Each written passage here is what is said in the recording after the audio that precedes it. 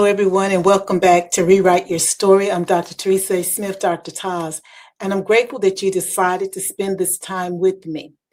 Last time we talked about those moments when the story we have been living no longer feels like a fit.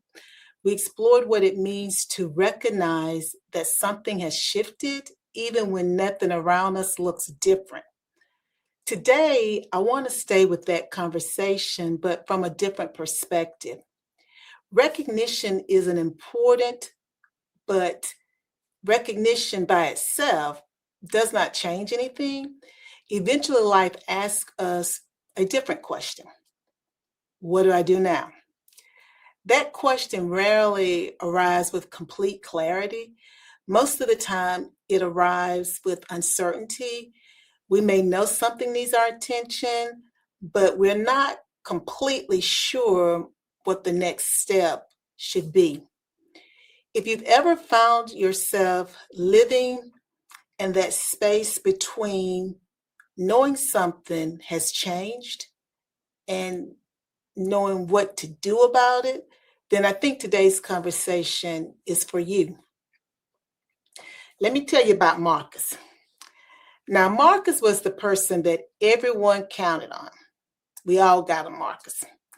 His family called him first whenever something needed to be handled. His friends described him as the go-to person. At work, people appreciated that he never complained and was always found a way to make things work.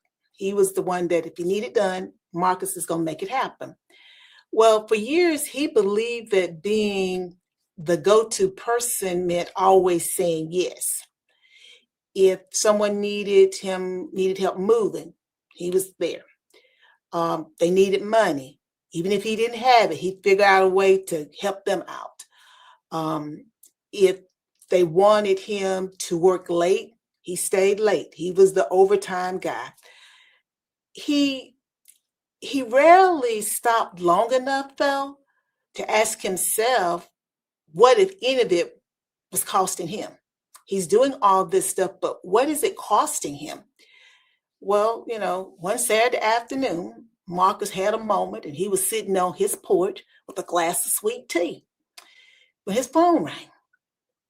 A relative needed another favor. That wasn't unusual. Marcus answered the phone the way he always did. Before the conversation ended, he heard himself saying, "Let me see what I can do." He hung up. Then something unexpected happened. He did not get up. He just sat there for several minutes. He realized that he had agreed before he had even considered whether he actually could. So he was just on autopilot. Agree. And he realized it wasn't because he wanted to, but because he'd always done that. So that afternoon, Marcus didn't call anyone. He didn't make no announcement. He did not decide to change his life. He just kept sipping sweet tea. And he noticed that something that he'd never done before, he began to pay attention to that he was always agreeable. Again, he'd just been making decisions on autopilot. Well, I think many of us have experienced moments like that. Our situation may have been different. Maybe it wasn't a family member. Maybe it was work or friendship. It could be sorority. It could be frat or some other fraternal organization. It could be church. Maybe it's something that you keep saying to, what can I put it? Something that you just always have said yes, because that was just your pattern. The details may be different, but the experience, that's the commonality. The experience is often the same. we find ourselves responding before we have checked in with ourselves. Sound like autopilot. One of the reasons I appreciate the stronger transformation framework is because it reminds us that our lives are constantly informing one another. Something that anchors us feels a little uncertain.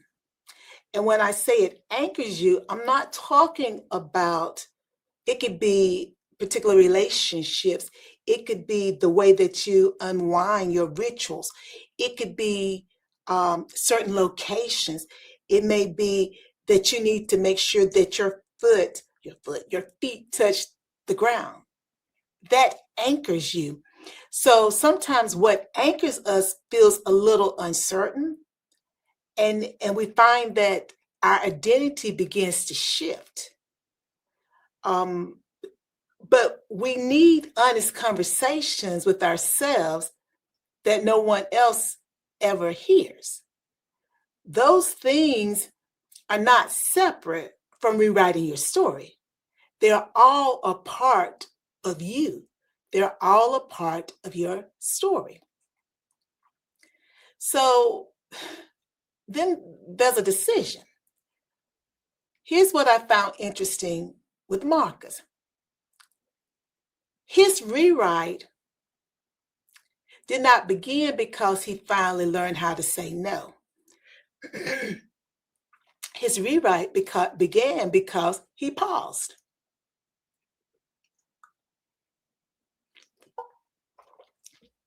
That pause began to create a space for him to dialogue and have some real talk with himself. He needed time to think, time to notice, to choose instead of just reacting on autopilot. Many of us spend so much time responding that we forget we have the opportunity to decide. I have the opportunity to decide? Yes. The opportunity belongs to me. Well, you know how life is. The next morning, another message came through. Can you stop by after work? Now that seems very harmless. Can you stop by after work? But Marcus looked at the message. Normally he would have said yes immediately. Instead, he put his phone down. He thought about his week ahead. Then he replied, I need to look at my schedule. I'll let you know this evening. Now, most people, again, reading that message would not have thought twice about it, but Marcus did. Later, he said, that may have been the first time I answered from where I actually was instead of where people expected me to be. So he's writing his story. He's rewriting his story. Now that's a dramatic change. He had not even decided yet whether he would help. But the rewrite was giving him permission to make a thoughtful decision instead of an automatic one. Recognition. Sometimes we think recognition only happens first. I'm telling you, the real life, it's just not always like that. Marcus realized something before he changed one response. Action helps us recognize what has been true all along. Sometimes a small decision teaches us something we could not have understood any other way. Recognition, then decision, and action, they all travel together. They're in the same vehicle. Now, action. Marcus, eventually, he helped some people. He declined others' requests. He started asking one question before he made a commitment. Do I truly have the capacity to do this well? We're going to sit with that for just a moment. Do I have the capacity to do it well? Not can I do it, because that wasn't a question. But do I have the capacity to do this well? Well, some days the answer was yes. Some days it was no. Nothing about Marcus' life changed overnight, but over time, his relationships became healthier because his decisions became more honest. His decisions became more honest. I'd like to leave you with something to notice this week.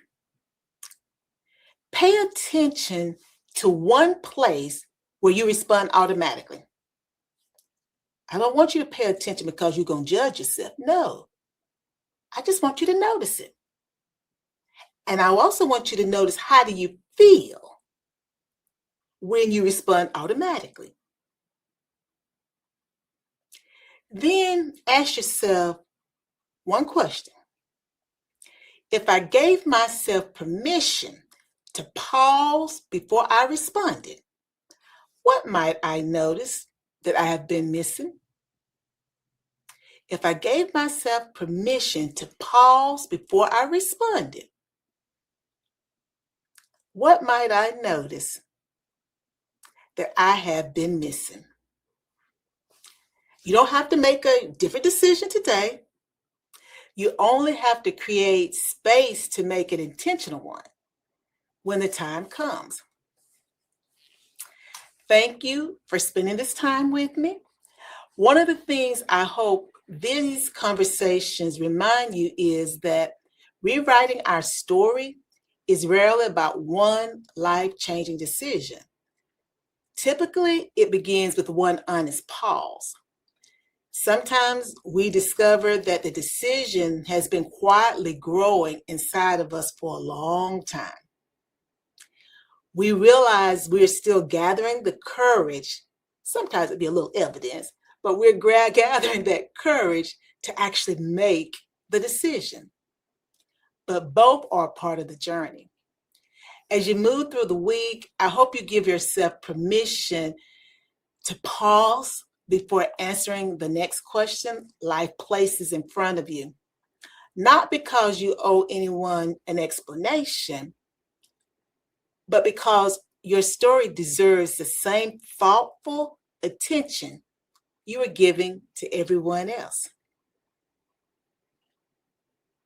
Your story deserves the same thoughtful attention you give to everyone else's story. You know the drill. Before you go trying to take care of someone else, make sure you take care of your own story first. Bye now.